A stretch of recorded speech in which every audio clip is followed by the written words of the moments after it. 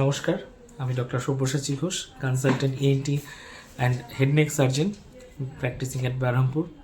আজকে একটা ঘটনা নিয়ে কথা বলবো, একটা পেশেন্টকে নিয়ে কথা বলবো। খুব ইউনিক, বলতে পারেন 5,000-এ একজনের হয়, এইরকম একটা পেশেন্টকে নিয়ে কথা বলবো। পেশেন্টটা একটা 15 বছরের মেয়ে, গত 2 সপ্তাহ আমার কাছে আগে আসে। তো সেইখানে তার সমস্যাটা কী ছিল? কোনো কানে ব্যথা, গলা ব্যথা কোনো সমস্যাই নাই, তার একটাই সমস্যা, 1 মাস থেকে গলার কোনো আওয়াজ নেই। আপনি এরকমভাবে ভাবুন পরিস্থিতিটা, সে শুনতে পায়, বুঝতে পারে, কিন্তু কথা বা কণ্ঠস্বর বা ধ্বনি নেই। আমরা আগে বলেছিলাম, একবার ডিসকাশন করেছিলাম যে গলার স্বর বসে যাওয়া, কণ্ঠস্বর বসে যাওয়া, কিন্তু এর ক্ষেত্রে কোনো কণ্ঠস্বরই নেই, যেটাকে আমরা ডাক্তারি ভাষায় অ্যাফোনিয়া বলি, মানে কোনো কণ্ঠস্বর উৎপন্নই হচ্ছে না। সে কিন্তু কথা বলার চেষ্টা করছে, আপনি ঠোঁটটা দেখলে বুঝতে পারবেন। এইসব ক্ষেত্রে কি হয়, এই ট্রিটমেন্টগুলোকে আপনাকে নেগলেক্ট করলে চলবে না। তাড়াতাড়ি এসে ঠিকঠাকভাবে সঠিকভাবে ট্রিটমেন্ট করলে কিন্তু দ্রুত এর থেকে রিলিফ পাওয়া যায়। এবং সেক্ষেত্রে সে কিন্তু গাফিলতি করেনি পেশেন্টটি। তার বাবা মা যথেষ্ট উৎকণ্ঠার মধ্যে আছে, 3-4 জায়গায় দেখিয়ে কোনো সাড়া মেলেনি। তাতে তাদের মধ্যে এই উৎকণ্ঠাটা বা এই চিন্তাটা, দুশ্চিন্তাটা এসেছে যে বড় কিছু ঘটলো কিনা। আর বুঝতেই পাচ্ছেন 15 বছরের মেয়ে, সামনে মাধ্যমিক দেবে, কতই বা তার বয়স, কতই বা তার ম্যাচিউরিটি। সেই যে স্কুলে তাকে একটু করে আলাদা করে দেওয়া হচ্ছিল, সেই জন্য মেন্টালি সে একটু ডিপ্রেসডও হয়ে যাচ্ছিল।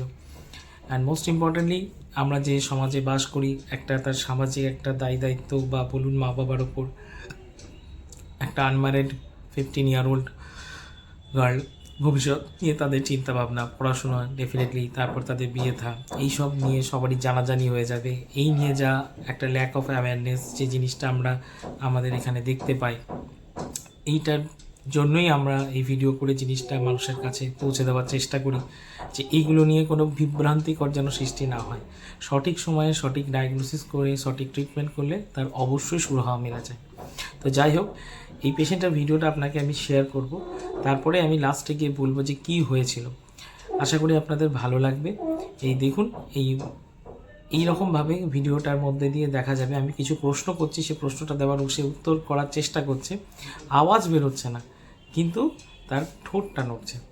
দেখুন, আশা করি ভালো লাগবে। তারপরে গিয়ে আমি বলবো যে এক্স্যাক্টলি কী হয়েছিল। ঠিক আছে, দেখুন আপনারা। কোথায় বাড়ি তোর? কবে থেকে হয়েছে এরকম? 1-1.5 মাস থেকে হয়েছে? আগে হতো এটা? ঠিক আছে। গলা ব্যথা আছে? বেশ, ঠিক আছে। তুই মানে পড়াশোনা করিস? কোন স্কুলে পড়িস? দেখলেন তো, আমি যে যে প্রশ্নগুলোকে করছি ও কিন্তু উত্তর দেওয়ার চেষ্টা করছে, কিন্তু শুধু ঠোঁটটা নড়ছে। তো ওর কোনো কণ্ঠস্বর কিন্তু বেরোচ্ছে না। এই রকমই ভাবেই ও আমার কাছে প্রেজেন্ট করে, সেটাই দেখলাম। এবার ওকে আমরা মেডিসিনস দিই, ওষুধপত্র দিই। তখন 5 দিন পরে তার নিজেই আপনি দেখুন। হ্যাঁ বেশ, কথাটা কদিন পরে বেরোলো? 5 দিন পরে। এখন গলা দেখলেন ইমপ্রুভমেন্টটা কতটা ভালো লাগে না মন থেকে? এই জিনিসটা দেখতে পারলে নিজের মধ্যে একটা উৎসাহ তৈরি হয়, কোথাও একটা এত মেন্টালি স্যাটিসফ্যাকশন নিজেরই লাগে মানুষটাকে সুস্থ করে, যে এত কষ্ট করে যে পড়াশুনো করে আমি যে জায়গাটাকে এই জায়গাটাতে আসার ফলে যে চিকিৎসা, মানে নিজের পড়াশোনার মাধ্যমে, চিকিৎসার মাধ্যমে এত সুন্দরভাবে একটা মানুষকে তার রুটিন লাইফে ফিরিয়ে যাওয়া যেতে পারে, নতুনভাবে মানুষের মধ্যে একটা আশার কিরণ তৈরি করা যেতে পারে, যাতে সে আরও এগিয়ে যেতে পারে নিজের মধ্যে কনফিডেন্স রেখে। তার সাথে তার মা বাবাকে এতটা শান্তিময় একটা পরিবেশ, যে এই রকমভাবে ঘুরে বেড়াচ্ছিল, চাইছে কোথায় নিয়ে যাবে পেশেন্টটাকে, কোথায় নিয়ে যাবে তার মেয়েটাকে, কোথায় গেলে ভালো হয়, যে দুশ্চিন্তাটা সেটা কাটাতে পেরেও খুব ভালো লাগে। তার সাথে অনেক ওনারা আশীর্বাদ করে যান। এই আশীর্বাদটা আমি মনে করি জীবনের সবচেয়ে বড় পাওনা।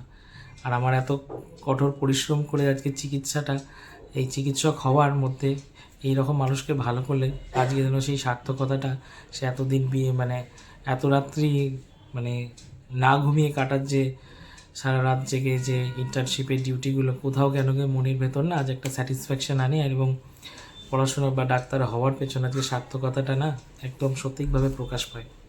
তো যাই হোক, কন্ডিশনটা বলি যে বাচ্চাটার ক্ষেত্রে হয়েছিল, এটাকে আমরা ডাক্তারি ভাষায় আমরা ডায়াগনোসিস করে যেটা বুঝলাম, ওর ল্যারিঞ্জাইটিস হয়েছিল। ল্যারিঞ্জাইটিস বলতে কী হয়, আমার যে কণ্ঠনালী বা কণ্ঠস্বর সেইখানে ওর ভোকাল কর্ডে, আগেরবার বলেছিলাম ইডিমা হয়ে যায়, মানে কি ভোকাল কর্ডের মধ্যে জল দাঁড়িয়ে গেছিলো। সেটা ইউজুয়ালি ঠান্ডা থেকে হয়, কিন্তু শুধুমাত্র এখানে ঠান্ডা থেকে হয়নি, কারণ ঠান্ডা থেকে যদি হতো তার সাথে আরও সিমটমসগুলো থাকতো, গলা ব্যথা, নাক ডাকা, নাক বন্ধ হয়ে যাওয়া, নাকে সর্দি থাকা, কিন্তু শুধুমাত্র কিন্তু ল্যারিঞ্জাইটিসটা হয়েছিল। তো এটা একটা ঠান্ডা লাগার একটা মানে কন্ডিশন হতেই পারে। তার সাথে আমাদের যেটা ধারণা, ওর একটা ভাইরাল ইনফেকশনও হয়। তো ব্যাকটেরিয়ার ইনফেকশানে কী হয়, সবসময় সিমটমসগুলো বেশি হয়, গলা ব্যথা, ঠান্ডা লাগা, এগুলো। আর ভাইরাল ইনফেকশনে সাইন্সগুলো বেশি হয়। এই সিমটমস আর সায়েন্সের মধ্যে একটা তফাৎ আছে। সিমটমস মানে হচ্ছে পেশেন্ট যেটা এসে আমি বলবে, আর সায়েন্স হচ্ছে যেটা হচ্ছে চিকিৎসক সিমটমস থেকে বুঝবে যে এর ভেতরে আসল কারণটা কি, যার জন্য এই জিনিসটা হচ্ছে। তো আমরা পড়েই এসেছি মাইক্রোবায়োলজিতে, সবসময় ভাইরাল এবং ফাঙ্গাস ইনফেকশানে সায়েন্স আর মোর রেলিভেন্ট, আর ব্যাকটেরিয়াতে সিমটমস আর মোর রেলিভেন্ট। তো আমরা তখনই বুঝতে পারছি একটা ভাইরাল ইটিওলজি হয়েছিল, তার সাথে একটা ল্যারিঞ্জাইটিস, একটা ইনফ্লামেশন তো অবশ্যই হয়েছিল, যার জন্য এই কণ্ঠনালী বা কণ্ঠস্বরটা নড়ছিল ঠিকই, কিন্তু আওয়াজ উৎপন্ন হচ্ছিল না। ভোকাল কর্ডে ভাইব্রেশনটা ঠিক সেই রকম লেভেলে আসছিল না, বা এতটাই ভারী হয়ে গেছে তা আওয়াজটা আসছিল না। ঠিক আছে, আশা করি আপনাদের ভালো লেগেছে, ভালো লাগবে। অবশ্যই একটু ভিডিওটা শেয়ার করবেন সকলের মধ্যে, আর সুস্থ থাকবেন, ভালো থাকবেন। একটা সবাই মিলে একটা চেষ্টা করি একটা ডিজিজ ফ্রি ওয়ার্ল্ড তৈরি করার, একটা বেটার অ্যান্ড হেলদিয়ার টুমরো তৈরি করার। ঠিক আছে, পরের ভিডিওতে আবার নিশ্চয়ই দেখা থাকবেন। নমস্কার, গুড বাই, সবাইকে ভালো রাখবেন, যত্ন থাকবেন, সুস্থ থাকবেন।